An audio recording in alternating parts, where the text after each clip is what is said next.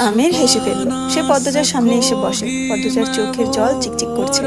আমির পদ্মজার হাতে চুমু দিয়ে বলল, কি বাচ্চা কাচ্চা বিয়ে করলাম রে বাবা, একটুতেই কেঁদে দেয়, তো ছেড়ে দিন না। আমিরের চোখ দুটি বড় বড় হয়ে যায়। পদ্মজা এত কথা কবে শিখলো? কি অভিমান তার! আমির হাসি দীর্ঘ করলো। পদ্মজার মুখের উপর ঝুঁকে বলল, মৃত্যুর আগে ছাড়ছি না, পরপারে যদি আবার দেখা হয় তখনও আমি তোমার পিছু নেব। আমিরের মুখের উপর ঝুঁকতে দেখে পদ্মজা লজ্জা পেয়ে গেল। ও বাড়ির প্রতিটি ইট তাদের ভালোবাসার সাক্ষী, সবখানে ভালোবাসা লেপ্টে আছে। আমির বর্তমানে ফিরে আসে। সে রান্নাঘরে যায়, লতিফাকে বলে গরম পানি আর ছোট্ট তোয়ালে নিয়ে আসে। পদ্মজার মাথাটা ভীষণ ব্যথা করছে। তার চোখ দুটির উপর যেন ভারী পর্দা টানানো। এই জগতের কিচ্ছু দেখছে না। সে চোখ বুঝলো। তার হাঁটু থেকে পা অব্দি কাদা লেগে আছে। আমির ভেজা তোয়ালে দিয়ে পদ্মজার হাত পা মুছে দিল। তারপর লতিফাকে ডেকে আনে। লতিফা পদ্মজাকে দেখে ভয় পেয়ে যায়। সে পদ্মজাকে নিয়ে উদ্বিগ্ন। আমির লতিফাকে বলল, কয়দিনে ঠিক হয়ে যাবে, শোন তোর সাথে কিছু কথা আছে। লতিফা উৎসুক হয়ে তাকায়। আমির বলল, পদ্মজার যত্ন নিবি। রাধাপুরের রঞ্জন মিয়ার চিনিস না? লতিফা বলল, চিনি। উনি নিজের হাতে বাদামের তেল বানান, খাঁটি বাদামের তেল। পদ্মজার চুলে বাদামের তেল দেয়। ওনার কাছ থেকে সবসময় বাদামের তেল আনবি। আর ওর পিঠের হাড়ের মাঝে ব্যথা হয়, ছোটবেলা কোথাও আঘাত পেয়েছে। যখন ঝুঁকে ঝুঁকে হাঁটবে বুঝবি পিঠের হাড়ে যন্ত্রণা হচ্ছে, তখন ধরে নিয়ে সরিষার তেল ডলে দিবি আর গরম সেক দিবি। 3 বেলা নিজ দায়িত্বে জোর করে খাওয়াবি। আর পিঠের দিকে কিন্তু খেয়াল অবশ্যই রাখবি। লতিফা জানে না তাকে কেন এই দায়িত্ব দেওয়া হচ্ছে। সে প্রশ্নও করলো না, বাধ্যের মতো মাথা নাড়ালো। পদ্মজা আবার মিনমিনিয়ে কাঁদছে। অস্পষ্ট স্বরে পূর্ণাকে ডাকছে। লতিফা পদ্মজার শাড়ি ও বিছানার চাদর পাল্টে দিল। শাড়ি পাল্টানোর সময় যখন পদ্মজার অর্ধ নগ্ন, তখন সে লতিফাকে শক্ত করে জড়িয়ে ধরে বলল, পূর্ণা, পূর্ণা, বোন আমার। লতিফা চমকে গেল। তাকে পদ্মজা পূর্ণা বলছে কেন? পদ্মজার কান্না শুনে আমির ছুটে ঘরে আসে। পদ্মজা আমিরকে দেখেই টেবিল থেকে হাড়িকে নিয়ে তার উপর ছুঁড়ে মারে। তারপর চিৎকার করে বলল, খুনি, ধর্ষক, জানোয়ার, জানোয়ার। পদ্মজার চিৎকারে অন্দরমহল কেঁপে ওঠে। হারিকেনের কাচের উপর ব্যবহৃত প্লাস্টিক আলাদা হয়ে গেছে, তাই পদ্মজার চিকন তার দিয়ে সেটি জোড়া দেয়। তারের একাংশ খাড়া হয়েই ছিল। সেই খাড়া অংশ আমিরের চোখের পাশে ঢুকে পড়ে। আরেকটু হলে চোখ গলে যেত। সঙ্গে সঙ্গে আমির মেঝেতে বসে পড়ল। 2-3 ফোঁটা রক্ত বেরিয়ে আসে। লতিফা হন্তদন্ত হয়ে ছুটে আসে। পদ্মজার আগে কিরমির করতে করতে চাদর ছুঁড়ে ফেলে মাটিতে। আমির লতিফাকে বলল, পদ্মজাকে দেখতো। তারপর সে অন্য চোখে পথ দেখে সোজা কলপারে চলে যায়। চোখের পাশে আঘাত পেলেও চোখের ভেতর ভীষণ ব্যথা অনুভব হচ্ছে। খলিল রিদওয়ান সবেমাত্র বাড়ি ফিরেছে। এসেই পদ্মজার চিৎকার শুনে পদ্মজার চিৎকার কোনো স্বাভাবিক মানুষের মতো না। তাছাড়া তারা দুজন পদ্মজাকেও বাড়িতে কাঁদতে দেখেনি, অস্বাভাবিক আচরণ করতে দেখেছে। খলিল রিদওয়ানকে বলল, এই সেরি পাগল হয়ে গেল নাকি? রিদওয়ান হেসে বলল, আরো আগে হওয়ার কথা ছিল আব্বা। আমিরকে কলপারে দৌড়ে যেতে দেখে রিনুও পিছনে যায়। সে কল চাপে আমির উন্মাদের মতো চোখে পানি দিতে থাকে। তার চোখ জ্বলে যাচ্ছে। যাক, সে তো এটাই চায়, হৃৎপিণ্ড, ফুসফুস, যকৃত সব ছাড়খাড় হয়ে যাক। পদ্মজা লতিফার হাত খামচে ধরে। তার চোখ মুখে অদ্ভুত দেখাচ্ছে। সে চাপা স্বরে প্রশ্ন করলো, আমার বোনকে কে খুন করেছে? কার আদেশে হয়েছে? পদ্মজার চাহনি দেখে মনে হচ্ছে লতিফা যদি প্রশ্নের উত্তর না দিতে পারে তাহলে পদ্মজা তাকেও খুন করে ফেলবে। লতিফা পদ্মজার সাথে বাড়ি ফেরার পর রিনু লতিফার কাছে ছুটে আসে। সে যা যা শুনেছে সব লতিফাকে বলে। লতিফা এখন সব জানা সত্ত্বেও বলতে চাইছে না। সে বলল, শাড়িটা আগে পিনতো, ঠান্ডা লাগবে। পদ্মজা লতিফার দিকে তীক্ষ্ণ চোখে তাকিয়ে আছে।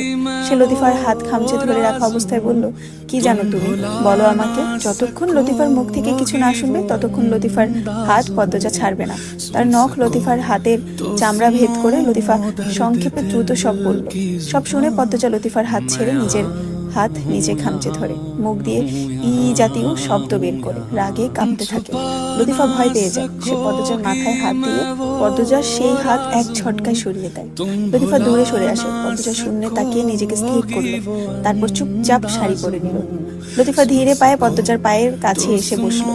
ঘন্টাখানেক পার হওয়ার পর আমির ঘরে আসে। আমিরকে দেখে লতিফা বেরিয়ে যায়। আমির এক চোখে ঝাপসা দেখছে। সে ধীরে পায়ে পদ্মজার পায়ের কাছে এসে বসলো। চোখ ঘুরিয়ে ঘরের চারপাশ দেখে আবিষ্কার করলো পুরো ঘর জুড়ে গাঢ় বিষাদের ছায়া। এই ঘরে আনন্দরা আসে না অনেক দিন। আমির দীর্ঘশ্বাস ছেড়ে পদ্মজার পায়ে আঙুল ফুটিয়ে দিল। কাঁদতে ইচ্ছে করছে তার, ভীষণ কাঁদতে ইচ্ছে করছে। মৃদুলের মতো হাউমাউ করে যদি কান্না করা যেত। আমির ঠোঁট কামড়ে ধরে। 2 গাল বেয়ে অসারের বৃষ্টি নামে। সেই বৃষ্টিতে পদ্মজার 2 পা স্নান করে। তাদের জীবনের সব সুর ছন্দ এক থাবায় কে ছিনিয়ে নিল? কেন হলো না দীর্ঘ সংসার? তবে কেন হয়েছিল পাপ পবিত্রর মিলন? শূন্যে অভিযোগ তুলেও উত্তর মিলে না। আমির তার চোখের জল মুছে ফেললো, তারপর পদ্মজার পাশে গিয়ে শুয়ে পড়ে। একবার ভাবলো পদ্মজাকে শক্ত করে জড়িয়ে ধরবে, তারপর আবার ভাবলো যদি পদ্মজার ঘুম ভেঙে যায় পাশেও শুয়ে থাকতে পারবে না, তাই চুপচাপ দূরত্ব রেখে শুয়ে থাকে। শেষ রাতে পদ্মজা ঘুমের মধ্যে কেঁদে ওঠে। সে স্বপ্নে শুধু রক্ত দেখছে, রক্তের সাগর, রক্তের নদী, রক্তের পুকুর। পদ্মজা ভয়ে চট করে উঠে চোখ খুলে। সে ঘুমাচ্ছে না, বরং বারবার পূর্ণার সাথে সাক্ষাৎ করছে। পাশ ফিরে দেখে আমির শুয়ে আছে, তার চোখ দুটি বোঝা। গত দিনগুলিতে সে ঘুমায়নি। পদ্মজার সংস্পর্শে আসতেই তাকে ঘুম জেগে ধরেছে। পদ্মজা আমিরকে দেখে ধমকায়। আমিরের এক চোখ ফুলে গেছে। পদ্মজা আলতো করে আহত স্থান ছুঁয়ে দেয়। কি যেন মনে পড়তেই অন্যদিকে ফিরে শুয়ে পড়ে। আমির চোখ খুললো। সে পদ্মজার পিঠের উপর নির্বিকার ভাবে চেয়ে রইল। ফজরের আজানের সুর ভেসে আসে কানে। বিষাদ রাঙা ভোরের আলো ঝাঁপিয়ে পড়ে ঘরের ভিতর। আমির উঠে বসে। পদ্মজা আবার ঘুমিয়েছে। ঘুমের মাঝে বিড়বিড় করছে। আমির কান পেতে শুনে পদ্মজা পূর্ণাকে কিছু বলছে। সে তার পায়জামার পকেট থেকে লাল খামটি বের করে বালিশের কভারের ভেতর রেখে দিল। তারপর বিছানা থেকে নেমে পদ্মজার মুখের সামনে চেয়ার নিয়ে বসলো। ভোরের মায়াবী আলোয় পদ্মজার বিষণ্ণ মুখটা আরো বিষণ্ণ দেখাচ্ছে। আমির সাবধানে পদ্মজার কপালে চুমু দিল, হাতে চুমু দিল, তারপর মিষ্টি করে হেসে বলল, তুমি চাও বা না চাও, পরপারে দেখা হলে আমি আবার তোমার পিছু নিব। চাঁদটা ঠিক মাথার উপরে, চারদিকে ভয়াবহ নিস্তব্ধতা। জোনাকি পোকা ও রাতের পেঁচা কারোর মুখে রা নেই। এমনকি বাতাসেরও নিজস্ব শব্দও থমকে গিয়েছে। শুধু শোনা যাচ্ছে তাণ্ডব লীলার আহ্বান। গাছের ডালপালার আড়ালে থেকে নিশাচর পাখিরা চেয়ে আছে। তারা তেজস্বী পদ্মজার আগমন দেখছে। পদ্মজার এক একটা কদম নিশাচর পাখিদের মনে বজ্রপাতের মতো আঘাত হানছে। তার সাদা শাড়ি থেকে বিচ্ছুরিত সাদা রং নিশাচরদের চোখ ঝলসে দিচ্ছে। পদ্মজার এক হাতে রামদা, অন্য হাতে দড়ি। দড়ি দিয়ে বাঁধা তিনটি নেড়ি কুকুর। আচমকা কুকুরগুলো চিৎকার করে উঠল। নিশাচর পাখিরা ভয় পেয়ে এক গাছ থেকে অন্য গাছে উড়ে গেল। গাছের ডালপাড়া নড়ে উঠতে পদ্মজার সহ তিনটে কুকুর আর চোখে উপরে তাকালো। চার জোড়া হিংস্র চোখ জল জল করছে। কুকুরগুলোর চোখের চেয়ে মানব সন্তান পদ্মজার চোখের দৃষ্টি ভয়ঙ্কর, যেন চোখ নয় আগ্নেয়গিরি। এক্ষুনি আগুন ছড়িয়ে দিয়ে চারপাশ ভস্ম করে দিবে। পদ্মজা পায়ে হেঁটে ঘাস পেরিয়ে একটা পুকুরের সামনে এসে দাঁড়ালো। পুকুরের জল কুচকুচে কালো। পুকুরের চেয়ে কিছুটা দূরে মাথা উঁচু করে দাঁড়িয়ে আছে বড় বড় রেন্ট্রি গাছ। গাছগুলোর 100 বছর বয়স। রেন্ট্রি গাছের সাথে বাঁধা অবস্থায় ঘুমাচ্ছে মজিদ, খলিল, আমির, রিদওয়ান ও আসমানী। পদ্মজা পাশ থেকে ছোট চৌকি খাট টেনে নিয়ে অদ্ভুত ভঙ্গিমায় বসলো। তার শরীরে রক্ত বুদবুদ করে ফুটছে। ঘুমন্ত অমানুষগুলোকে দেখে তার ঠোঁটে তিরস্কারের মৃদু হাসি ফুটে উঠল। যখন চোখ খুলবে আমির ও তার দলবল আবিষ্কার করবে তারা বন্দী, আর সামনে তিনটে কুকুরের সাথে অস্ত্র হাতে দাঁড়িয়ে আছে পদ্মজা। তখন তাদের কেমন অনুভূতি হবে? 7 ঘন্টা পূর্বে, তখন শেষ প্রহরের বিকেল। পদ্মজা লতিফাকে পানি আনতে পাঠিয়েছে। সে রান্নাঘরে রান্না করছে। লতিফা কলপাড়ে এসে আমিরকে দেখতে পেল। আমির আলোক ঘরে প্রবেশ করছে মাত্র। লতিফা কলসি রেখে আমিরের কাছে যাওয়ার জন্য পা বাড়ালো, কিন্তু 2 কদম হেঁটে এসে সে থমকে দাঁড়ায়। দ্রুত উল্টো ঘুরে কলপাড়ে চলে আসে। কলপাড়ে খালি কলসিটা স্থির হয়ে আছে। লতিফা কলসির ওপর চোখ নিবিদ্ধ রেখে কপাল কুচকায়। নূরজাহানের ঘর থেকে 3 দিন আগেই ঘুমের ওষুধ সংগ্রহ করে রেখেছিল পদ্মজা। আজ রাতের খাবার পরিবেশন করার পূর্বে খাবারের সাথে ঘুমের ওষুধ মিশিয়ে দেওয়া হবে। যখন সবাই ঘুমিয়ে পড়বে তখন পদ্মজা আক্রমণ করবে। এই পরিকল্পনাই লতিফাকে জানানো হয়েছে। লতিফা কলপাড়ে এসে আমিরকে দেখে দুর্বল হয়ে পড়ে। তার বলে দিতে ইচ্ছে হয় পদ্মজা আমির যেন রাতের খাবার না খায়, কিন্তু যখন মানুষত্ব জেগে উঠল সে থেমে গেল। আজ লতিফার একখানা বড় কাজ আছে। রিনুকে নিয়ে তার পালাতে হবে। এই বাড়িতে কিশোরী রিনু এসেছে গত বছর। তার আগেও অন্দরমহলে রিনু নামের একজন কাজের মহিলা ছিল। তিনি ডায়রিয়ায় গত হয়েছেন 2 বছর আগে। এতিম লতিফা প্রথম যখন এই বাড়িতে এসেছিল মজিদ ও খলিলের দ্বারা যৌন হয়রানির শিকার হয়েছিল। তারপর লতিফা করিনাকে সব জানায়। করিনা প্রতিবাদ করায়। আমির সব শুনল। আমির তার বাপ চাচাকে নিষেধ করে লতিফাকে নির্যাতন করতে। সে চায় তার মায়ের সেবা করা মানুষগুলো নিরাপদ থাকুক। এরপর প্রায় 2-3 বছর নিরাপদে কেটে গেলেও 15 বছর বয়সে রিদওয়ানের মাধ্যমে লতিফা ধর্ষিত হয়। ধর্ষণের পর লতিফা পালানোর জন্য ছটফট করেছে। দরজা বন্ধ করে দিনের পর দিন লুকিয়ে হাউমাউ করে কেঁদেছে। তারপর বেশ কয়েকবার মজিদ ও খলিলের থাবার শিকার হয়েছে। দিনগুলো বিষাক্ত ছিল। পালানোর মতো জায়গা ছিল না। তাই একসময় লতিফা ভাগ্যকে মেনে নিল, সহ্য করে নিল সবকিছু। অন্দরমহলের পাশাপাশি পাতাল থেমে যায় লতিফার কালরাত্রিগুলো। লতিফা বিশ্বস্ততার সাথে আমিরের গোপন আদেশ নিষেধগুলো মেনে চলে। পদ্মজা, রুম্পা ও হেমলতাকে চোখে চোখে রাখা ছিল লতিফার দায়িত্ব। গত বছর কিশোরী রিনু নতুন এসেছে অন্দরমহলে। সে এই বাড়ি সম্পর্কে কিছুই জানে না। মজিদ হাওলাদার উদারতা দেখিয়ে এতিম রিনুকে নিজের বাড়িতে নিয়ে আসেন। যেহেতু রিনুকে উদারতার জন্য আনা, তাই রিনুকে দেখে শুনে রাখা হয়। বিয়ের জন্য পাত্রও খোঁজা হচ্ছে, কিন্তু লতিফা দেখেছে রিদওয়ানের কুদৃষ্টি রিনুর উপর আছে। রিনুর সাথে একই বিছানায় থাকতে থাকতে লতিফা রিনুকে আপন ছোট বোন ভাবা শুরু করেছে। সে রিনুকে ছোট বোনের মতো ভালোবাসে। রিনুকে অভিশপ্ত নিখুঁত যন্ত্রণাময় কালরাত্রিগুলো থেকে বাঁচাতে লতিফা দ্রুত পালাতে চায়। তাই আমিরের প্রতি কৃতজ্ঞতা বোধ থাকা সত্ত্বেও গোপন পরিকল্পনার কথা বলতে পারল না, দমে গেল। সে কলসি রেখে দ্রুত পায়ে অন্দরমহলে চলে যায়। রান্নাঘরে পা রাখতেই পদ্মজা ঘাড় ঘুরিয়ে তাকালো। সে পাথরের মতো স্থির। লতিফার হাত খালি দেখে যান্ত্রিক স্বরে বলল, পানি কোথায়? লতিফা নিজের হাতে নিজের কপাল চাপড়ালো। সে কলসি রেখে চলে এসেছে। লতিফা টান টান করে হেসে বলল, এখনই আনতাছি, খাড়াও। লতিফা কলসি আনতে চলে গেল। পদ্মজা এক এক করে পাতিলে মশলা ঢাললো। মুরগি কষানো হবে। পুলিশ ভোরে পূর্ণার লাশ ফেরত দিয়েছে। বাসন্তী নাকি রাতে স্বপ্ন দেখেছেন পূর্ণা লাহারি ঘরের পাশে কবর খুঁড়ছে। তাই তিনি সবাইকে অনুরোধ করেছেন পূর্ণার কবর যেন লাহারি ঘরের পাশে গোলাপ গাছটির নিচে হয়। বাসন্তীর কথা রাখা হয়। পূর্ণা তার প্রিয় গোলাপ গাছটির নিচে পরম শান্তিতে ঘুমাচ্ছে। পদ্মজা আজও কাঁদল না। সে চুপচাপ কোরআন শরীফ পড়েছে। তারপর পূর্ণাকে কবর দেওয়া হলে অন্দরমহলে ফিরে এসেছে। এই নিয়ে সমাজে নানান কথা হচ্ছে। পদ্মজার ব্যবহারে অনেকে অবাক হয়েছে। প্রেমা, বাসন্তীও অবাক হয়েছে। মৃদুলের অবস্থা নাজেহাল। তাকে হাজার টেনেও পূর্ণার কবর থেকে সরানো যাচ্ছে না। খাওয়া দাওয়া ছেড়ে দিয়েছে। মৃদুলের মা জুলেখা বানু ছেলের পাগলামি দেখে অসুস্থ হয়ে পড়েছেন। মোড়ল বাড়ির অবস্থা করুন। পদ্মজা ভাবনা ছেড়ে কাজে মন দিল। লতিফা কলসি নিয়ে দৌড়ে আসে। তারপর মেঝেতে কলসি রেখে বলল, লাও পানি। পদ্মজা পূর্বের স্বরেই বলল, যা যা আনতে বলেছিলাম আনা হয়েছে? হ, আনছি। রিনু ব্যাগ গুছিয়েছে? হ, গুছাইছে। রিনুকে ডাকো। লতিফা রান্নাঘর থেকে গলা উঁচু করে ডাকলো, রিনু রে, ওই রিনু। রিনু আশেপাশেই ছিল। লতিফার ডাক শুনে দ্রুত হেঁটে আসে। সে গতকাল থেকে আতঙ্কে আছে। ভয়ে রাতে ঘুমাতে পারিনি। রিনুর সামনের দাঁতগুলো উঁচু, গায়ের রং কুচকুচে কালো, কিন্তু মনটা সাদা, সহজ সরল একটা মেয়ে। রিনু এসে বলল, হ আপা। পদ্মজা বলল, রাতে বের হয়ে যাবি লতুবুবুর সাথে। পথে একদম ভয় পাবি না। আমি লতুবুবুকে কিছু টাকা দিয়েছি আর একটা ঠিকানা দিয়েছি। আল্লাহ সহায় আছেন, বিসমিল্লাহ বলে বের হবি। পথে আল্লাহকে স্মরণ করবি বেশি বেশি। ইনশাআল্লাহ কোনো ক্ষতি হবে না। রিনু বাধ্যের মতো মাথা নাড়ালো। লতিফা পদ্মজাকে বলল, তোমারে ওরা যদি কিছু করে? পদ্মজা উত্তর দিল না। লতিফা উত্তরের আশায় তাকিয়ে রইল। অনেকক্ষণ পর পদ্মজা বলল, আমার ঘর থেকে কাপড়ের ব্যাগটা নিয়ে পুকুর পাড়ের আশেপাশে কোথাও রেখে আসো। এখন আরেকটু পেঁয়াজ রসুন বাটো। রাইখা আইছি, সব কাম শেষ। গোয়াল ঘরের পিছনে 3টা কুত্তা বান্ধা আছে। চিল্লাইছে অনেকক্ষণ। খাওন দিছি, এরপরে থামছে। আর ওই যে আলমারিটার পিছনে একটা বয়াম আছে, ওইটার ভিতরে রিনু বিষ পিঁপড়া ভরছে। এটাও একটু পরে রাইখা আমুনে। মরে যাবে না? না, বয়ামের মুখ কাপড় দিয়া বাঁধা রাখছি। ভিতরে মাটিও আছে, বলল রিনু। পদ্মজা, লতিফা ও রিনু 3জনে মিলে রান্না শেষ করলো। আমিনা সদর ঘরে আলোকে নিয়ে খেলছেন। তার জীবন আলোতে সীমাবদ্ধ। আর কিছুতে পরোয়া করেন না। আগে ঘরের ব্যাপারে হলেও কথা বলতেন, এখন তাও করেন না। সারাদিন আলোর সাথে কথা বলেন, মনের ব্যথা আলোকে শোনান। আলো কিছু বুঝুক না বুঝুক শুধু হাসে। আলোর হাসিটাই আমিনার সঙ্গী। রিনু রান্নাঘর থেকে বেরিয়ে গিয়েছিল। মিনিট 2-এর মাঝে দৌড়ে ফিরে আসে। পদ্মজাকে জানায়, রিদওয়ান ভাইজানে আইতাছে, লগে একটা সেরি। পদ্মজার হাত থেমে যায়। তাহলে সেই নারী যে পূর্ণাকে হত্যা করতে সাহায্য করেছে।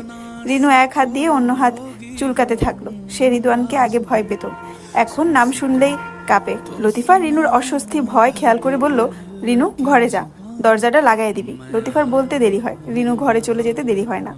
রিদওয়ান সদর ঘরে প্রবেশ করে। আসমানিকে বলল, আমার লগে থাকবা না অন্য ঘর লইবা? রিদওয়ানকে দেখে আমিনা আলোকে নিয়ে ঘরে চলে যান।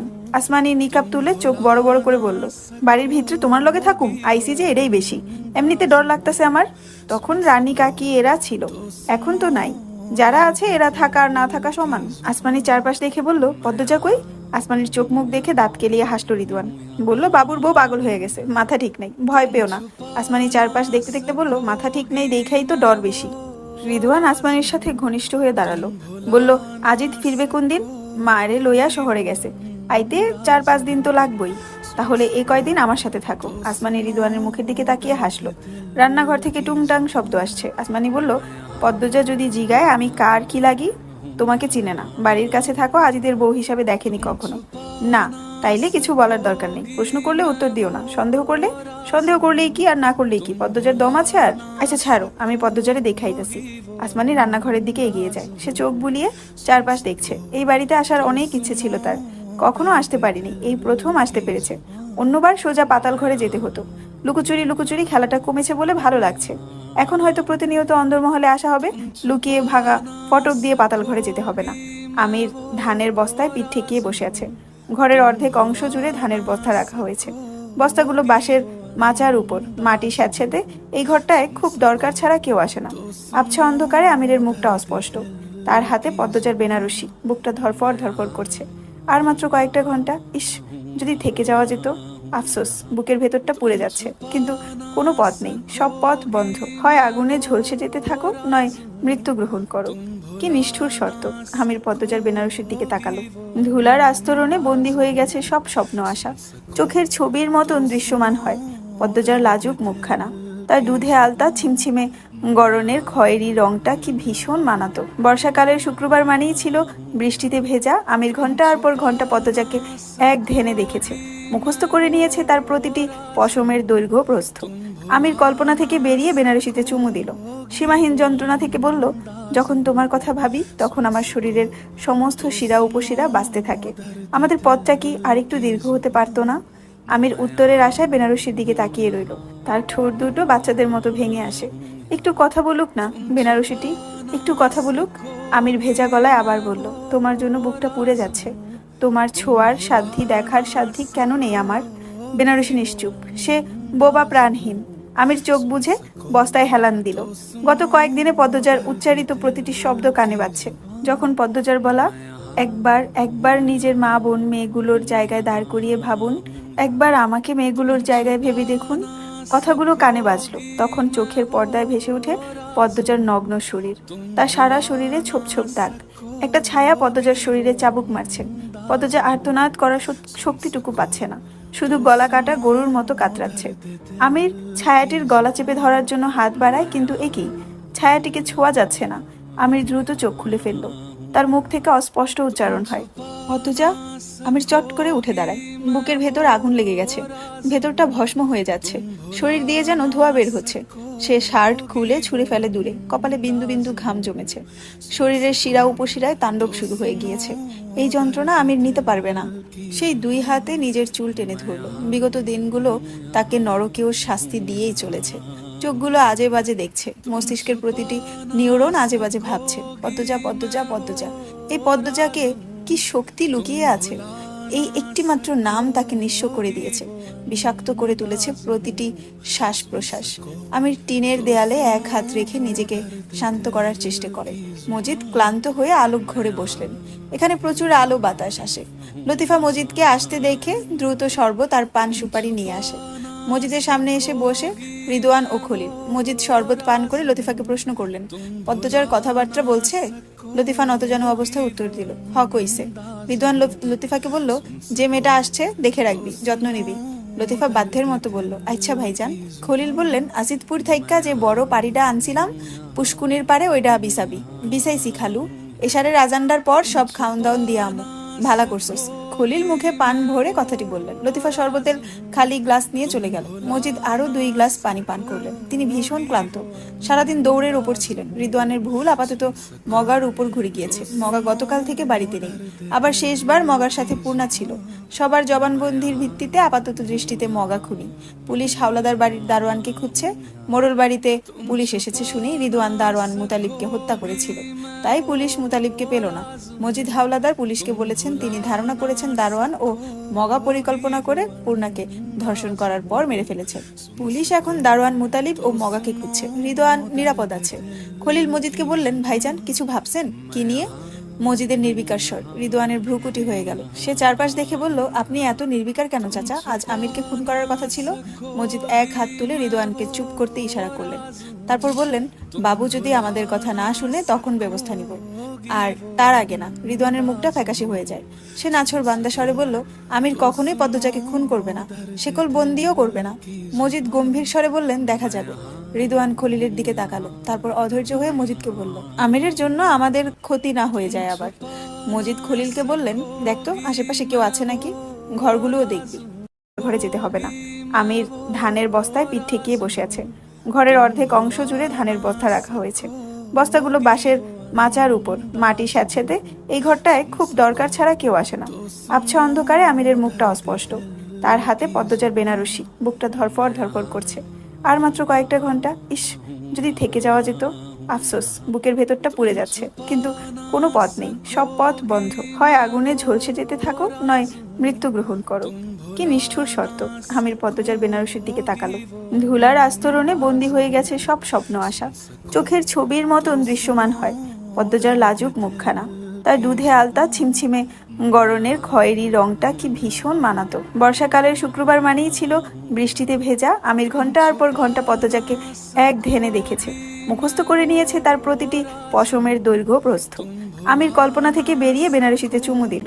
সীমাহীন যন্ত্রণা থেকে বলল, যখন তোমার কথা ভাবি তখন আমার শরীরের সমস্ত শিরা উপশিরা বাঁচতে থাকে। আমাদের পথটা কি আরেকটু দীর্ঘ হতে পারতো না? আমির উত্তরের আশায় বেনারসির দিকে তাকিয়ে রইল। তার ঠোঁট দুটো বাচ্চাদের মতো ভেঙে আসে। একটু কথা বলুক না বেনারসিটি, একটু কথা বলুক। আমির ভেজা গলায় আবার বলল, তোমার জন্য বুকটা পুড়ে যাচ্ছে। তোমার ছোঁয়ার সাধ্যি, দেখার সাধ্যি কেন নেই আমার? বেনারসি নিশ্চুপ, সে বোবা প্রাণহীন। আমির চোখ বুঝে বস্তায় হেলান দিল। গত কয়েকদিনে পদ্মজার উচ্চারিত প্রতিটি শব্দ কানে বাজছে। যখন পদ্মজার বলা, একবার একবার নিজের মা বোন মেয়েগুলোর জায়গায় দাঁড় করিয়ে ভাবুন, একবার আমাকে মেয়েগুলোর জায়গায় ভেবে দেখুন, কথাগুলো কানে বাজলো, তখন চোখের পর্দায় ভেসে ওঠে পদ্মজার নগ্ন শরীর। তার সারা শরীরে ছোপ ছোপ দাগ। একটা ছায়া পদ্মজার শরীরে চাবুক মারছে। পদ্মজা আর্তনাদ করার শক্তিটুকু পাচ্ছে না, শুধু গলা কাটা গরুর মতো কাতরাচ্ছে। আমির ছায়াটির গলা চেপে ধরার জন্য হাত বাড়ায়, কিন্তু একই, ছায়াটিকে ছোঁয়া যাচ্ছে না। আমির দ্রুত চোখ খুলে ফেলল। তার মুখ থেকে অস্পষ্ট উচ্চারণ হয়, পদ্মজা। আমির চট করে উঠে দাঁড়ায়। বুকের ভেতর আগুন লেগে গেছে, ভেতরটা ভস্ম হয়ে যাচ্ছে, শরীর দিয়ে যেন ধোঁয়া বের হচ্ছে। সে শার্ট খুলে ছুঁড়ে ফেলে দূরে। কপালে বিন্দু বিন্দু ঘাম জমেছে। শরীরের শিরা উপশিরায় তাণ্ডব শুরু হয়ে গিয়েছে। এই যন্ত্রণা আমির নিতে পারবে না। সেই দুই হাতে নিজের চুল টেনে ধরল। বিগত দিনগুলো তাকে নরকেও শাস্তি দিয়েই চলেছে। চোখগুলো আজে বাজে দেখছে, মস্তিষ্কের প্রতিটি নিউরন আজে বাজে ভাবছে, পদ্মজা পদ্মজা পদ্মজা। এই পদ্মজাকে কি শক্তি লুকিয়ে আছে? এই একটি মাত্র নাম তাকে নিঃস্ব করে দিয়েছে, বিষাক্ত করে তুলেছে প্রতিটি শ্বাস প্রশ্বাস। আমির টিনের দেয়ালে এক হাত রেখে নিজেকে শান্ত করার চেষ্টা করে। মজিদ ক্লান্ত হয়ে আলোক ঘরে বসলেন। এখানে প্রচুর আলো বাতাস আসে। লতিফা মজিদকে আসতে দেখে দ্রুত শরবত আর পান সুপারি নিয়ে আসে। মজিদের সামনে এসে বসে রিদওয়ান ও খলিল। মজিদ শরবত পান করে লতিফাকে প্রশ্ন করলেন, পদ্মজার কথাবার্তা বলছে? লতিফা নতজানু অবস্থায় উত্তর দিল, হ কইছে। রিদওয়ান লতিফাকে বলল, যে মেয়েটা আসছে দেখে রাখবি, যত্ন নিবি। লতিফা বাধ্যের মতো বলল, আচ্ছা ভাইজান। খলিল বললেন, আসিদপুর থাইক্কা যে বড় পাড়িটা আনছিলাম পুষ্কুনির পারে, ওইটা বিসাবি। বিসাইছি খালু, এশারের আজান্ডার পর সব খাওন দাওন দিয়া আমো। ভালা করছস। খলিল মুখে পান ভরে কথাটি বললেন। লতিফা শরবতের খালি গ্লাস নিয়ে চলে গেল। মজিদ আরো 2 গ্লাস পানি পান করলেন। তিনি ভীষণ ক্লান্ত, সারাদিন দৌড়ের ওপর ছিলেন। রিদওয়ানের ভুল আপাতত মগার উপর ঘুরে গিয়েছে। মগা গতকাল থেকে বাড়িতে নেই। আবার শেষবার মগার সাথে পূর্ণা ছিল। সবার জবানবন্দির ভিত্তিতে আপাতত দৃষ্টিতে মগা খুনি। পুলিশ হাওলাদার বাড়ির দারোয়ানকে খুঁজছে। মোড়ল বাড়িতে পুলিশ এসেছে শুনেই রিদওয়ান দারোয়ান মুতালিবকে হত্যা করেছিল, তাই পুলিশ মুতালিবকে পেল না। মজিদ হাওলাদার পুলিশকে বলেছেন তিনি ধারণা করেছেন দারোয়ান ও মগা পরিকল্পনা করে পূর্ণাকে ধর্ষণ করার পর মেরে ফেলেছে। পুলিশ এখন দারোয়ান মুতালিব ও মগাকে খুঁজছে। রিদওয়ান নিরাপদ আছে। খলিল মজিদকে বললেন, ভাইজান কিছু ভাবছেন? কি নিয়ে? মজিদের নির্বিকার স্বর। রিদওয়ানের ভ্রুকুটি হয়ে গেল। সে চারপাশ দেখে বলল, আপনি এত নির্বিকার কেন চাচা? আজ আমিরকে খুন করার কথা ছিল। মজিদ এক হাত তুলে রিদওয়ানকে চুপ করতে ইশারা করলেন। তারপর বললেন, বাবু যদি আমাদের কথা না শুনে তখন ব্যবস্থা নিব, আর তার আগে না। রিদওয়ানের মুখটা ফ্যাকাশে হয়ে যায়। সে নাছোড় বান্দা স্বরে বলল, আমির কখনোই পদ্মজাকে খুন করবে না, শেকল বন্দিও করবে না। মজিদ গম্ভীর স্বরে বললেন, দেখা যাবে। রিদওয়ান খলিলের দিকে তাকালো, তারপর অধৈর্য হয়ে মজিদকে বলল, আমিরের জন্য আমাদের ক্ষতি না হয়ে যায় আবার। মজিদ খলিলকে বললেন, দেখতো আশেপাশে কেউ আছে নাকি, ঘরগুলোও দেখবি। আমির মাত্র বের হতে যাচ্ছিল। মজিদের শেষ কথাটা কানে আসতেই সে দরজার আড়ালে লুকিয়ে পড়ে। খলিল আলোক ঘরে প্রথম দুটো ঘর দেখে এসে বললেন কেউ নাই। তারপর চেয়ারে বসলো। রিদওয়ান খলিলের দিকে তাকিয়ে ইশারা করে মজিদকে বুঝাতে। খলিল মজিদের আরেকটু কাছে এসে বসলো। তারপর বললেন, রিদু কিন্তু হাজা কইতাছে ভাইজান, বাবুরে দিয়া আর ভরসা নেই। মজিদ রিদওয়ানের দিকে তাকিয়ে বললেন, তুই কি বোঝাতে চাচ্ছিস? বাবু আমাদের খুন করে পদ্মজাকে নিয়ে সংসার করতে চাইবে? রিদওয়ান তড়িৎ গতিতে বলল, এটা কি সম্ভব না কাকা? আলমগীর ভাই কি করলো? মজিদ নির্লিপ্ত কণ্ঠে খলিলকে বললেন, খলিল, তোর ছেলের বুদ্ধি এখনো হাঁটুতে আছে। রিদওয়ান উঠে দাঁড়ায়, তার মাথা চড়ে যাচ্ছে। মজিদ বললেন, তুই আমার পাশে বস, তোর মাথার কিছু কথা ঢোকাতে হবে। রিদওয়ান মনের বিরুদ্ধে আবার বসলো। মজিদ বললেন, চুপ করে আমার কথা শোন। আলমগীর আর বাবুর মধ্যে আকাশ পাতাল পার্থক্য। পাতাল ঘরের রীতি পূর্বপুরুষ থেকে পেলেও নারী পাচার চক্রটা সৃষ্টি বাবুর। এই চক্রে আলমগীর, তুই, আমি আর খলিল বাবুর দলের একটা অংশ মাত্র। আমরা সরে গেলে আমাদের উপর রাগ একমাত্র বাবুই ঝাড়তে পারবে। কিন্তু এই চক্রের শুরুটা যে করেছে সে হচ্ছে নেতা। গত সপ্তাহে বাবু ঢাকা থেকে একটা খাম নিয়ে আসছে। খামের চিঠিতে স্পষ্ট লেখা আছে 6 মাস পর বাবুর নিজ দায়িত্বে 16টা মেয়ে সিঙ্গাপুরে পাঠাবে। স্বর্ণার জনের সাথে 3 মাস আগে থেকে চুক্তিবদ্ধ বাবু।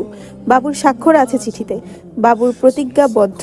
রিদওয়ান বলল, পড়েছি আমি, কিন্তু টাকা কি করেছে? আমাদের তো দেয়নি। মজিদ বিরক্তিতে কপাল কুঁচকালেন। তিনি কথার মাঝে কথা বলা একদম পছন্দ করেন না। বললেন, হয়তো কাজ শেষে দিত। আমার পুরো কথা শোন, কথার মাঝে কথা বলবি না। রিদওয়ান মাথা নাড়ালো। মজিদ বললেন, এখন বাবু যদি প্রতিজ্ঞা রক্ষা না করে এর পরিণতি কেমন হবে ধারণা আছে? বিদেশের কত মানুষের সাথেও কাজ করেছে হিসাব আছে। সবার বিরুদ্ধে ছোটখাটো প্রমাণ হলেও বাবুর কাছে আছে। আর এই দেশে কি একমাত্র বাবু মেয়ে পাচার করে? আরও আছে। কম হলেও 8-9 জন দলের নেতার সাথে বাবুর ভালো পরিচয় আছে। যেখানে এই দেশ পরিচালনা করা একজন নেতা এই চক্রের সাথে জড়িত আর বাবুর তার সাথে যোগসূত্র আছে, সেখানে বাবু পালিয়েছে যদি জানতে পারেন, তিনি বাবুকে ছেড়ে দিবেন না। সব রকম ব্যবস্থা নেবেন। সম্মানহানির ভয় পাবেন না, সব প্রকাশ হওয়ার ভয় পাবেন। বাবুর সাথে পদ্মজার ক্ষতিও করবেন। পদ্মজা সুন্দর, বাবুর সামনে পদ্মজার বেইজ্জতি হওয়ার সম্ভাবনা শতভাগ আছে। আরও কত ক্ষমতাশীল লোক বাবুর সাথে এই কাজে জড়িত আছে। যতদিন বাবু এই কাজে নিজেকে রাখবে ততদিন ভালো থাকবে। ছাড়তে চাইলেই সর্বনাশ। বাবুর বুদ্ধি তোর মতো না রিদু। আর যাই করুক, পালিয়ে যাওয়ার মতো বোকামি করবে না। এতটা বোকা বাবু না। যদি সত্যিই বাবু পদ্মজাকে ভালোবেসে থাকে, ও ভুলেও পালিয়ে যাওয়ার সিদ্ধান্ত নিবে না। এই চক্রের সাথে জড়িত সবাই একজোট। বাবু পালানোর চেষ্টা করলে ও একা হয়ে যাবে। সবাই ঠিক ধরে ফেলবে বাবুকে, আর বাবু ধরা পড়লে পদ্মজাও ধরা পড়বে। পদ্মজা একবার ধরা পড়লে চোখের পলকে ভোগের বস্তু হয়ে যাবে। পালিয়ে কোথাও না গিয়ে পুলিশকে সব খুলে বললেই তো নিরাপত্তা পেয়ে যাবে, আর ফেসে যাব আমরা আর অন্যরা। মজিদ বোকা রিদওয়ানের পিঠ চাপড়ে বললেন, পুলিশ কয়জনকে ধরবে? আমির নিজেও পুলিশের হাতে ধরা পড়বে, ফাঁসিও হবে, নিজের মৃত্যু নিজে টেনে আনবে। তো কি হলো? কিছু কিছু কাজ আছে যেগুলোকে একবার প্রবেশ করে ঘাঁটি সৃষ্টি করে ফেললে আর সেখান থেকে বের হওয়া যায় না। বাবু তেমনই চিপায় আছে। যদি পালাতে চায় নিজের সাথে পদ্মজার ইজ্জত আর জীবন হারাবে। এই ঝুঁকি নেওয়ার সাহস বাবুর হবে না।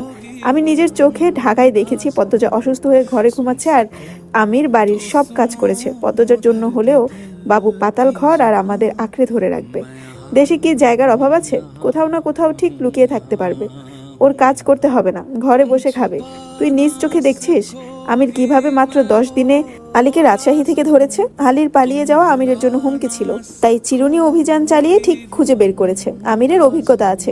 আমির পদ্মজাকে নিয়ে এত বড় ঝুঁকি নিবে না। আমির চিনে তার পেশার রক্ত কেমন। এতদিন অন্য মেয়েদের পিটিয়েছে, তখন নিজের বউকে পেটাতে দেখবে। মজিদ থামলেন, দাঁত বের করে হাসলেন। এত কথাতে ও রিদওয়ানের মনে শান্তি এলো না। সে 2 হাত তুলে বলল, আচ্ছা ধরলাম আমির পালাবে না, কিন্তু পদ্মজাকে বেজ্জতি করার জন্য আমাদের খুন করবে না তার কি নিশ্চয়তা আছে? মজিদ হাওলাদার এবার রেগে গেলেন, বললেন, বাবুর যখন এই কাজের সাথে থাকতেই হবে তখন আমাদের খুন করে নিজের পায়ে নিজে কুড়াল মারবে না। খলিল, তোর ছেলেরে নিয়ে যা, তারপর গোয়াল ঘর থেকে কতগুলা গোবর খাইয়ে দে। অপমানে রিদওয়ানের মুখটা থমথমে হয়ে যায়। সে ঘন ঘন নিঃশ্বাস নিতে থাকলো। আমিরের জায়গাটা সে কিছুতেই দখল করতে পারছে না, ব্যর্থ হচ্ছে বারবার। রিদওয়ান চেয়ারে লাথি দিয়ে চলে গেল। খলিল বললেন, ভাইজান, আসমানিরা আনা কি ঠিক কাম হইল? একদম না। রিদওয়ান আবার আরেকটা ভুল করলো।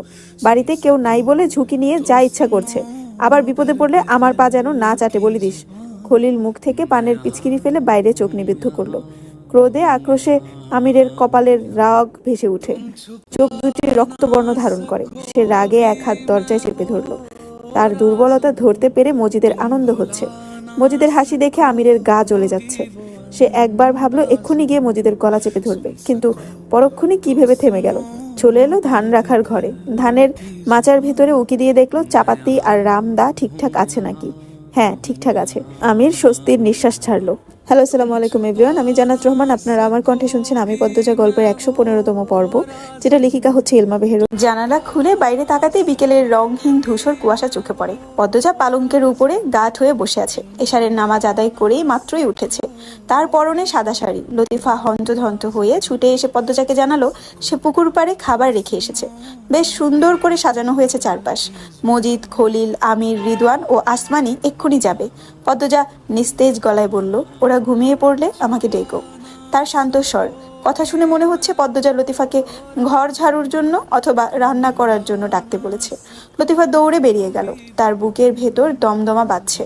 মনে হচ্ছে যুদ্ধ শুরু হতে চলেছে। এ তো সত্যিই যুদ্ধ। লতিফার ঘাম হচ্ছে। চারপাশে একটা আনন্দও কাজ করছে। কি অদ্ভুত।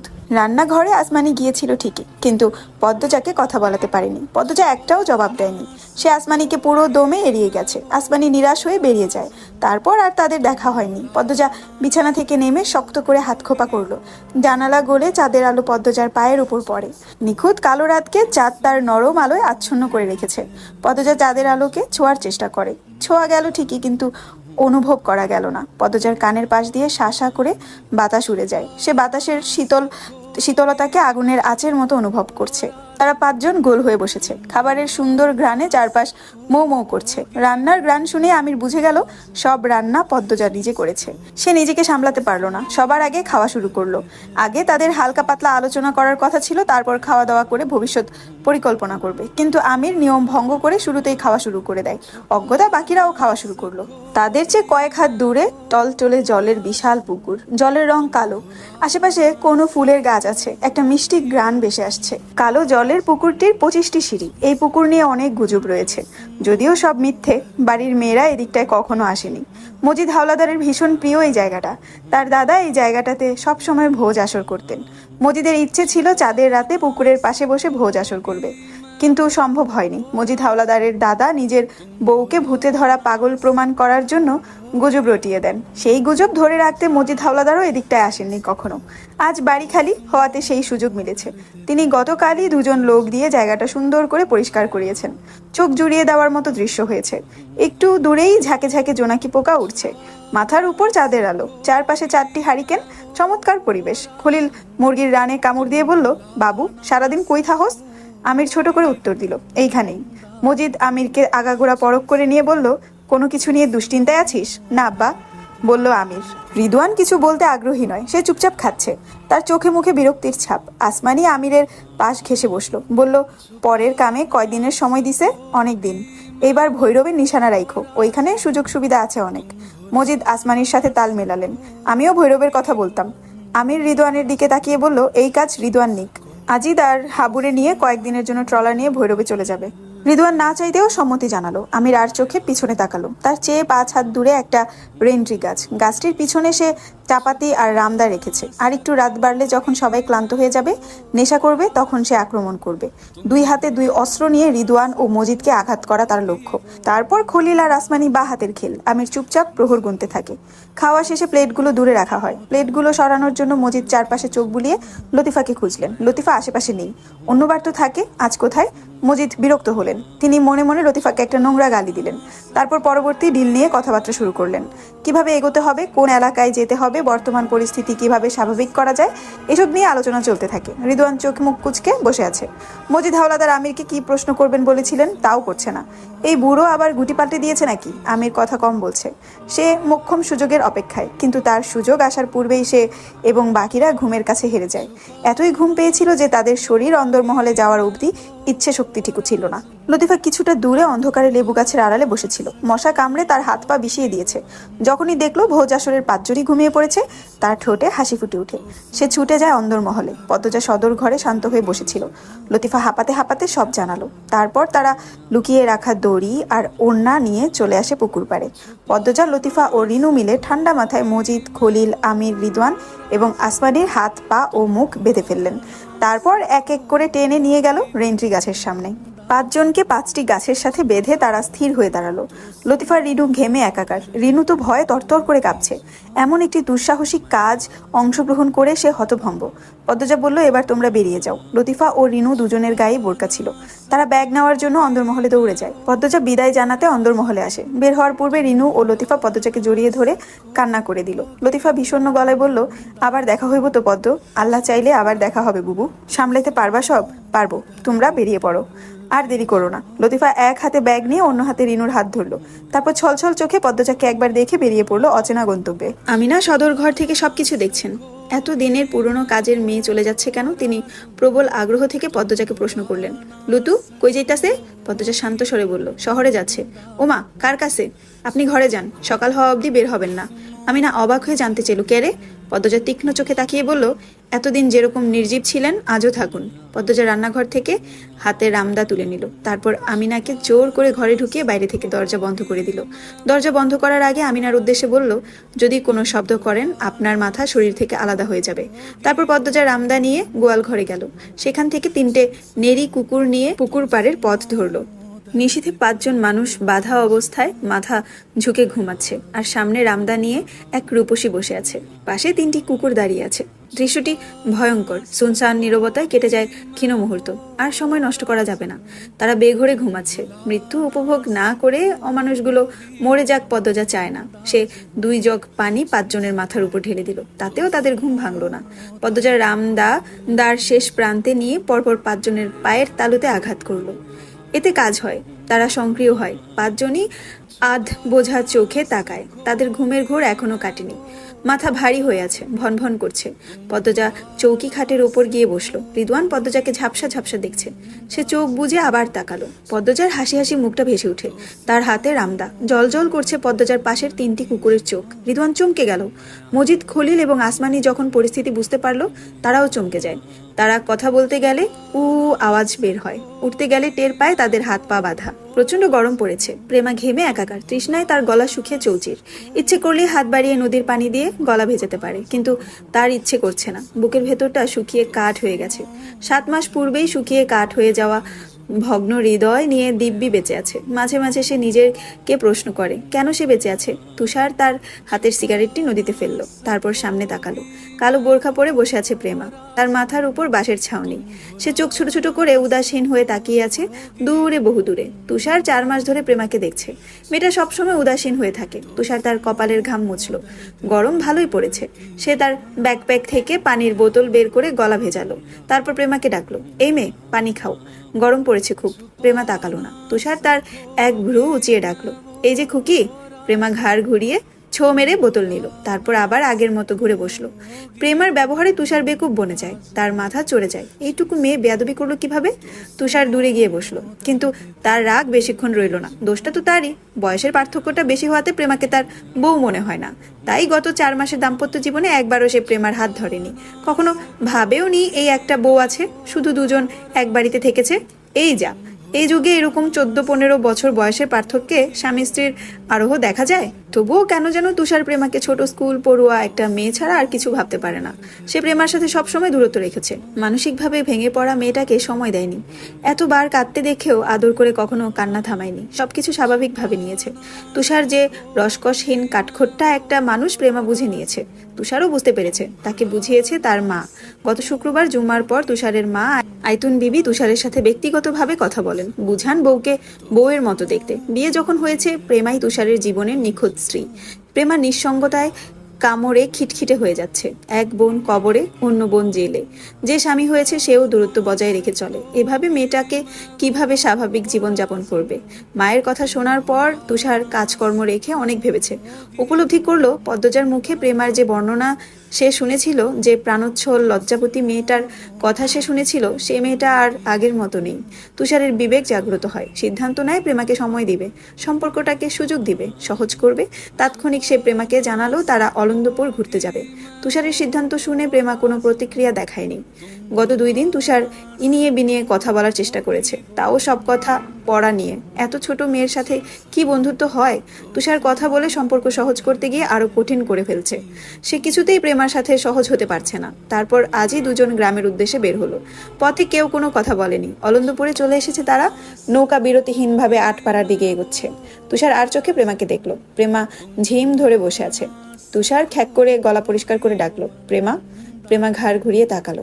সে অবাক হয়েছে। স্বামী নামক কঠিন পাথরটি তাকে সবসময় খুকি বলে অথবা এই মেয়ে বলে ডাকে। হুট করে প্রেমা ডাকাটা শুনে অবাক হয়েছে, আবার ভালোও লাগলো। তুষার গম্ভীর্যতা ভেঙে প্রেমার দিকে এগিয়ে আসে। প্রেমা সামনে এসে বসলো।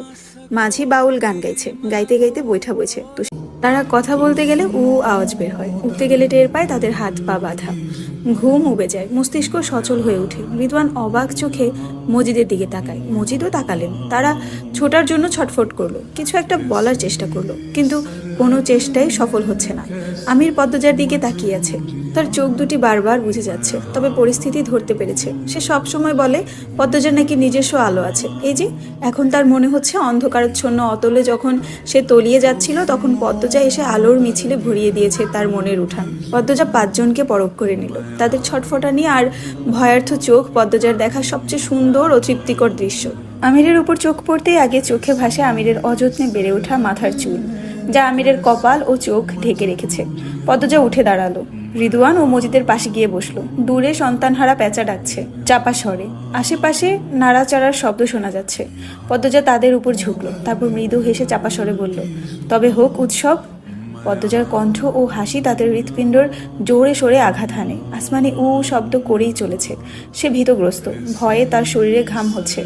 ভয় পাচ্ছে উপস্থিত 4 জনই। পদ্মজা আনারই নয়, সে এর আগে 3টি খুন করেছে। শেষ খুনটাও নিখুঁত ছিল। পদ্মজাকে ভয় পাওয়ার যথেষ্ট কারণ রয়েছে। রিদওয়ান শরীরের সবটুকু শক্তি দিয়ে মুক্ত হওয়ার চেষ্টা করছে। পদ্মজা হিজল গাছটির দিকে এগিয়ে যায়। লতিফা হিজল গাছের পিছনে কাপড়ের ব্যাগটি রেখেছে। পদ্মজা কাপড়ের ব্যাগখানা নিয়ে আসে।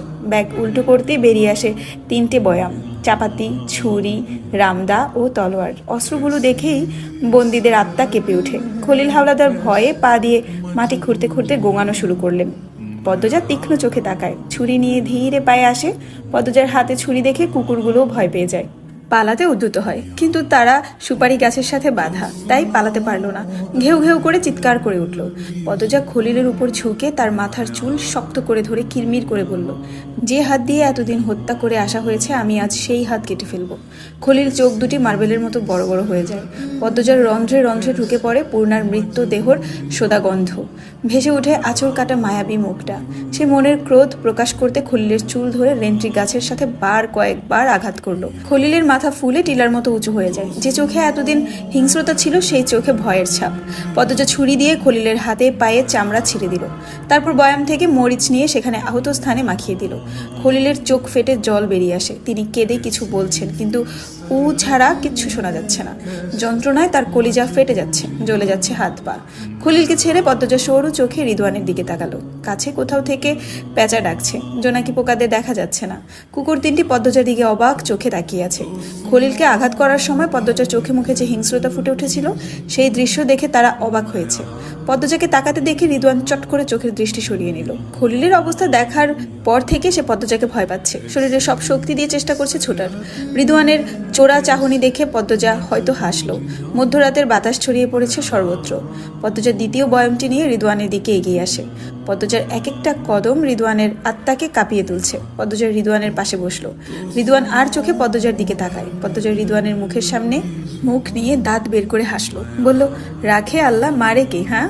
রিদওয়ান একটু নড়াচড়া করে দূরে সরে যাওয়ার চেষ্টা করে। পদ্মজা এক থাবায় রিদওয়ানের মুখ থেকে ওড়নার বাঁধন খুলে দিল। সঙ্গে সঙ্গে রিদওয়ান মজিদের উদ্দেশ্যে বলল, আমি আগেই বলেছিলাম এই মেয়ে আমাদের বিপদের কারণ হবে, শোনেননি? পদ্মজা খপ করে রিদওয়ানের তালুর চুল টেনে ধরলো। রিদওয়ান পদ্মজার মুখে থুতু মারে। পদ্মজা তার মুখ দ্রুত সরিয়ে নেয়। রিদওয়ানের থুতু রিদওয়ানের মুখের উপরই পড়ল। রিদওয়ান কটমট করে তাকালো। বলল, বেশ্যা মাগি, তোরে প্রথম দিনই মেরে ফেলা উচিত ছিল। পদ্মজা উঠে দাঁড়ায়। জোরে লাথি মারে রিদওয়ানের মুখে। লাথি খেয়ে রেন্ট্রি গাছের সাথে আঘাত পায় রিদওয়ান। তার মাথা ভন ভন করে ওঠে। রিদওয়ান কিছু বুঝে ওঠার আগে পদ্মজা তার প্যান্টের ভেতর বয়ম থেকে কিছু ঠেলে দিল।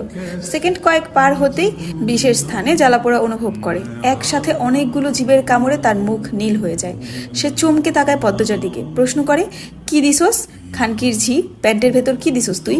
পদ্মজা উত্তর দিল না। রিদওয়ান চিৎকার করতে থাকে। পদ্মজা রয়ে শোয়ে রিদওয়ানের চিৎকার করার দৃশ্য দেখতে থাকে। কুকুরগুলোকে মুক্ত করে দেয়। কুকুর তিনটে পদ্মজার দিকে তাকিয়ে ঘেউ ঘেউ করে পিছিয়ে যায়। পদ্মজা তৃতীয় বয়ম নিয়ে মজিদের পিছনে গিয়ে দাঁড়ালো। বয়াম থেকে 2 টুকরো কাঁচা মাংস বের করলো। ছাগল জবাই করেছিল আজ। সে দেখে শুনে হাড্ডি সহ কয়েক টুকরো মাংস রেখে দিয়েছিল। মাংস দেখে কুকুরগুলোর চোখ চকচক করে উঠল। পদ্মজা একটা টুকরো মাংস নিয়ে মজিদের পিছনে গিয়ে দাঁড়ালো। তারপর মজিদের মুখের উপর মাংসের টুকরোটি ধরলো। 3টে কুকুর ঘেউ ঘেউ করে একসাথে ঝাঁপিয়ে পড়ে মজিদের উপর। কুকুরগুলো লাফ দিতেই পদ্মজা মাংসের টুকরো মজিদের উড়ুর উপর ছেড়ে দেয়। কুকুরগুলোকে নিজের দিকে তেড়ে আসতে দেখে মজিদ নিঃশ্বাস নিতে ভুলে যান। চোখের পলকে মজিদের হাত পা ও মুখের চামড়া ছিঁড়ে যায়। বেরিয়ে আসে রক্ত। এক টুকরো মাংস নিয়ে 3 কুকুরের মধ্যে কাড়াকাড়ি শুরু হয়। তাদের বিষ দাঁতের কামড় পড়ে মজিদের গোপনাঙ্গে। তিনি গোঙাতে গোঙাতে চোখের ইশারায় পদ্মজাকে আকুতি করে করেন এসব যেন থামানো হয়। অন্যদিকে রিদওয়ান ছোটার জন্য ছটফট করছে। পদ্মজাকে বিশ্রী গালিগালাজ করে হুমকিও দিয়েছে। যখন পিঁপড়ার কামড়ে সর্বাঙ্গ বিষিয়ে ওঠে তখন সে পদ্মজাকে অনুরোধ করে তাকে বাঁচাতে। কখনো পদ্মজাকে দেবী বলে, আবার কখনো মা বলে ডাকলো। ওয়াদা করলো সে আর কখনো অন্যায় করবে না। পদ্মজা উত্তরে কিছুই বলেনি। সে নির্বিকার। রিদওয়ান ও কুকুরের চিৎকার শুনে মাথার উপর এক ঝাঁক পাখি ডানা ঝাপটিয়ে উড়ে গেল, আবার ডানা ঝাপটিয়ে ফিরে এলো। পাখিদের মধ্যে অস্থিরতা শুরু হয়েছে। তাদের অস্থিরতায় দানবের মতো দাঁড়িয়ে থাকা গাছগুলোর কচি ডালপালো পাতা বারবার নড়ে চড়ে উঠছে। পদ্মজা এবার বয়াম নিয়ে খলিলের পিছনে গিয়ে দাঁড়ালো। পূর্বের মাংসটি নিয়ে একটি কুকুর দৌড়ে দৌড়ে চলে যায়। তার পিছন পিছন বাকি 2টো কুকুরও গেল। পদ্মজা আরেক টুকরো মাংস খলিলের মুখের উপর ধরলো। তারপর কুকুর 3টে আকর্ষণ পেতে মুখ দিয়ে শব্দ করলো, হুশ। খলিল হাওলাদার কুকুরগুলোর দিকে তাকিয়ে ভয়ে প্রস্রাব করে দিলেন। পদ্মজার ডাকে 3টি নেড়ি কুকুর সাড়া দিল। তারা ঘেউ ঘেউ করে দৌড়ে আসে। খলিলের উপর ঝাঁপিয়ে পড়ে। পদ্মজা আগের মতোই হাতের মাংস খলিলের উরুর উপর ছেড়ে দিল। তারপর আরেক টুকরো মাংস নিয়ে আসমানির সামনে গিয়ে দাঁড়ালো। বয়াম রাখলো মাটিতে। একটা কুকুর পদ্মজার পিছনে এসে দাঁড়ায়, ঘেউ ঘেউ করে চিৎকার করে তাকে মাংস দিতে। পদ্মজার এক হাতে ছুরি বলে ভয়ে তার উপর ঝাঁপিয়ে পড়ে মাংস কেড়ে নেওয়ার সাহস পাচ্ছে না। আসমানি পদ্মজাকে তার সামনে দাঁড়াতে দেখে গোপনে ঢোক গিলল। তার চোখ ফেটে জল বেরিয়ে আসে। সে কিছু একটা বলতে চাইছে। চোখের জলে যেন এক্ষুনি বন্যা বয়ে যাবে। মেয়েরা ভালো হোক খারাপ হোক, বুড়ো হোক আর যুবতী হোক, তারা ভীষণ কাঁদতে পারে। পদ্মজা আসমানির মুখ মুক্ত করে দিল। আসমানি কাঁদো কাঁদো স্বরে অনুরোধ করলো, আল্লাহর দোহাই লাগে ভাবি, আমারে সাইরা দেন, আমি আপনার গোলাম করাম সারা জীবন। পদ্মজা আসমানির সামনে বসলো। আসমানির উপর ঝুঁকে তার গলা আলতো করে ছুঁয়ে আদুরে স্বরে বলল, তুমি ভীষণ সুন্দর। পদ্মজার ঠান্ডা স্পর্শ আসমানির যকৃত ছুঁয়ে ফেললো। সে কেঁপে উঠে চোখে মুখে অসহায়ত্ব ফুটিয়ে পদ্মজার চোখের দিকে তাকায়। পদ্মজা হাসলো। আসমানির চুলের মুঠি শক্ত করে ধরে বলল, আমি পুরুষ না যে আমাকে আকৃষ্ট করবে। আমার বোনের মৃত্যু কষ্ট তোমাকেও অনুভব করতে হবে। পদ্মজা হাতের মাংস টুকরোটি মজিদের উপর ছুঁড়ে মারল। তাৎক্ষণিক কুকুর 3টে মজিদের উপর আবার ঝাঁপিয়ে পড়ে। পদ্মজা আসমানির পায়ের দড়ি খুলে সেই দড়ি দিয়ে আসমানির গলা পেঁচিয়ে ধরে। আসমানির চোখ উল্টে যায়। পদ্মজার চোখে মুখে কোনো প্রতিক্রিয়া নেই। সে শান্ত স্বাভাবিক। যখন আসমানি নিস্তেজ হওয়ার পথে পদ্মজা দড়ি ছেড়ে দিল। আসমানি কাশতে কাশতে নতজানু হয়ে পদ্মজাকে আবার পেঁচিয়ে ধরল। আসমানি 2 পা দাপিয়ে দম নেওয়ার চেষ্টা করে। তার শাড়ি হাঁটু অবধি চলে এসেছে। যতক্ষণ না আসমানির নাক মুখ দিয়ে রক্ত বের হয়, পদ্মজা শরীরের সবটুকু শক্তি দিয়ে টেনে ধরে রাখে। ক্ষীণ মুহূর্ত যুদ্ধে আসমানি নিস্তেজ হয়ে যায়। পদ্মজা দড়ি ছেড়ে দিল। আসমানির জিহ্বা মুখের ভেতরে নেই, বাইরে বেরিয়ে এসেছে। চোখ দুটি উল্টে রয়েছে। সারা মুখ কালচে ভাব। পদ্মজা তার 2 হাত ছেড়ে আসমানির মৃত লাশ থেকে দূরে সরে দাঁড়ায়। পিঁপড়ার কামড়ে রিদওয়ানের কোমর থেকে পায়ের তালু অবধি অবশ হয়ে গিয়েছে। গলা শুকিয়ে কাঠ, শরীর ব্যথায় টনটন করছে। তার স্পর্শকাতর স্থান গুরুতর আহত। পদ্মজা ছুরি নিয়ে রিদওয়ানের সামনে এসে দাঁড়ায়। রিদওয়ানের উরুতে ছুরি প্রবেশ করে, আবার বের করে আনে। রিদওয়ান চিৎকার করে উঠল। অনেক কষ্টে উচ্চারণ করলো, আর না, আর না। পদ্মজা শূন্যে ছুরি মেরে কৌশল করে ধরল। তারপর ছুরি দিয়ে রিদওয়ানের শরীরে অগণিত আঘাত করতে থাকে। তারপর এক চোখ তুলে নিল। রিদওয়ান জোরে আর্তনাদ করে উঠে, আকুতি করে তাকে মৃত্যু দিতে নয়তো বাঁচতে দিতে। পদ্মজা দাঁতে দাঁত চেপে রিদওয়ানের 2 গাল চিপা দিয়ে ধরল। ফিসফিস আওয়াজ করে বলল, এই চোখগুলো আর কোনো দিন কোনো মেয়েকে দেখবে না, কোনো দিন না। রিদওয়ানের এক চোখ থেকে গলগল করে রক্ত বের হচ্ছে। কুকুরগুলো আরও মাংসের জন্য বিরতিহীনভাবে চিৎকার করে যাচ্ছে। পদ্মজা তার কথা শেষ করে রিদওয়ানের আরেকটা চোখ ছুরি দিয়ে ঢুকিয়ে দিল। তারপরে মুখের উপর ছুরি দিয়ে তেসরা ভাবে টান মারল। রিদওয়ানের নাক ছিঁড়ে উপরে ঠোঁট দুটো 2 ভাগ হয়ে যায়।